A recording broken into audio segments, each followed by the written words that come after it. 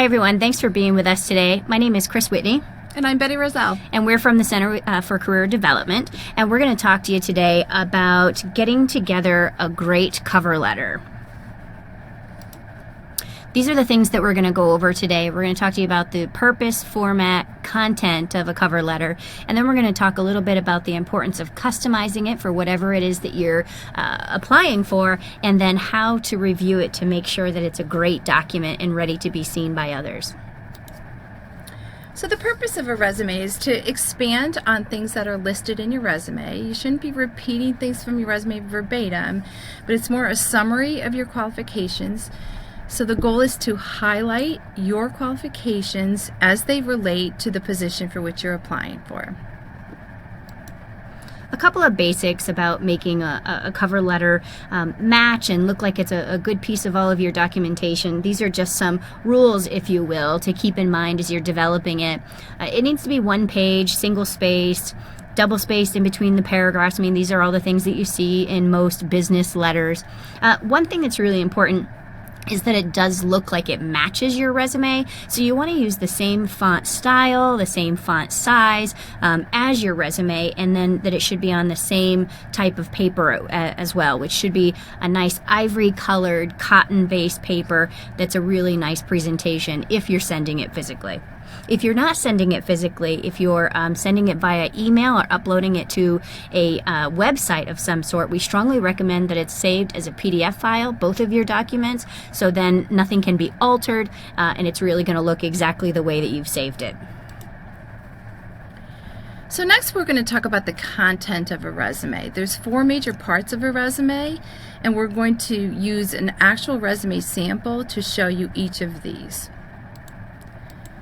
So the first one that it's highlighted is actually your address. So it's important for you to include your address, and we recommend that that be your home address rather than your campus address.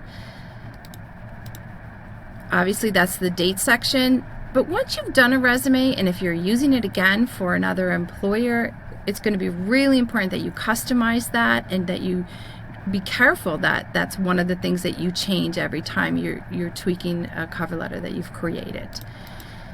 This would be the section where you are going to list who you're sending this cover letter to. It's critically important that you do all that you can to try to find the exact name of the person who's to receive your resume. Sometimes it's not possible, and in that case we're recommending that you use the job title in addition to the company name and address. The salutation, the way you begin your letter and address them, this would be a formal way of doing it. Dear Mr. or Ms., whether the person is married or not, it should be Dear Mr. or Ms. And again, if you do not know the name of the person, it would be Dear Employment Manager. We're going to encourage you to not use the terms Dear Sir or Madam or to whom it may concern.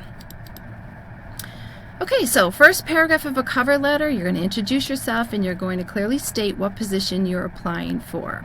There is an advantage to include information about where you learned of the opportunity, especially if you learned of the opportunity through a networking contact, be that a family friend, a faculty member, or even an alumni.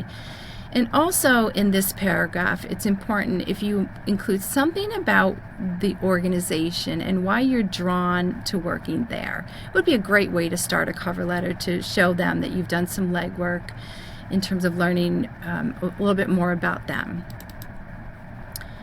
Most students find these next 2 paragraphs to be the hardest part of a cover letter.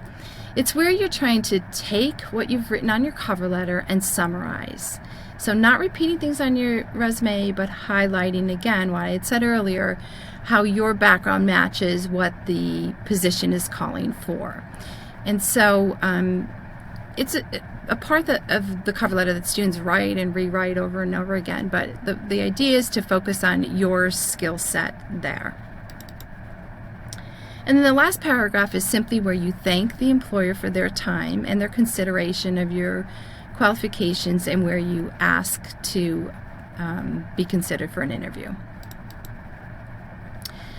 The closure part of a cover letter would include a word like sincerely or best regards. And then you're going to type your name. And if you notice, there's 3 spaces between the word sincerely and the typed name. That would be for you to sign your name when you're sending your cover letter through postal mail. And you could be a little bit fancier if you'd like to and take a PDF image of your signature and enter it in there, but that's not necessarily required. But if you're going to be sending it electronically, that's an option for you. We can't stress enough that you need to customize this letter as it's going out to various employers. You need to let them know that you're not just blanketing the company or the country with resumes and cover letters applying for just anything. Let them know that you are aware of their company, you're aware of the work that they do, and you believe that your skills and your experience are a close match. So we really need to make sure that you customize each time it's sent out. And this is an example of how you would take a job description and customize it as Chris is suggesting. So if you looked at this job description and you highlighted, as we did, some of the key words for the particular career field that you're in. So as an example, the word counseling comes up several times and crisis comes up several times. So to do some reflecting and think about coursework, summer jobs, internships, volunteer experiences where you may have developed those skill sets, and try to, again, as Chris said, customize your cover letter to the job description. Yeah, we don't want to make the reader hunt for any of the transferable skills that you have to show that you're a match for the position. So make sure that they're very prominent and stick out when it's being read. So make it easier for the reader to understand that you're truly a fit for this position. Next, we have just a way that you can kind of test your cover letter, make sure that it's doing what you want it to do, saying what you want it to say, and really going to convey that interest that you're trying to. So this is just a quick test to run through each time you write one. And if you've got things in the no category and you want it to be reviewed, let other people see it. Let other people help you edit. Make sure that when they're reading it, it's saying to them what you want it to say. Editing is crucial when it comes to cover letters. And then we're going to end with the notion that we in the Center for Career Development have for years helped students create resumes and cover letters. We're experts in terms of employer relations. We know what employers are looking for. And we have the ability to just talk with students and identify experiences and skill sets that can make your cover letter the best that it can be. So please do not hesitate to let us know if we can meet with you to review a cover letter and make it the best it can be. Thanks so much for hanging out with us and talking about cover letters, and hopefully we'll see you very soon in the office. Have a great day.